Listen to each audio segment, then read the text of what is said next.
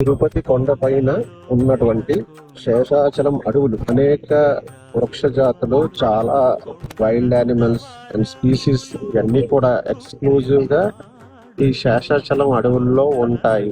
But ఈ Tirumala extend అవడం వల్ల చాలా వరకు మ్యాన్ మేడ్ డిఫారెస్టేషన్ జరుగుతుంది.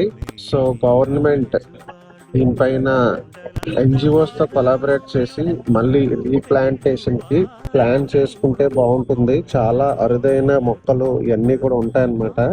అండ్ యానిమల్స్ కూడా ఈ వెహికల్స్ ప్యాసేజ్ వల్ల చాలా వరకు డిస్టర్బ్ అవుతున్నాయి. ఈ మధ్య చాలా సార్లు చూసే ఉంటాము చిరుత పులులు ఇవన్నీ కూడా బయటికి వచ్చేసే ఘాట్ రోడ్డు పైకి. సో దీనిపైన గవర్నమెంట్ ఎటువంటి పొలిటికల్ ఇన్ఫ్లుయెన్సెస్ కి ఇది అవ్వకుండా డిఫారెస్టేషన్ కి, అదే విధంగా rare species of birds, animals and trees ని ప్రిజర్వ్ చేసేలాగా ప్లాన్ చేసుకోవాలి.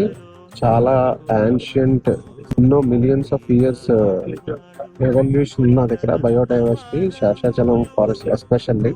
నాకెందుకో ఈ ట్రీస్ అండ్ ఫారెస్ట్ చూసాక చిన్నప్పుడు నేను తిరుపతి వెళ్ళే రోజులు కంపేర్ చేసుకుంటే చాలా వరకు డిఫారెస్టేషన్ జరిగింది అనిపించింది అనమాట.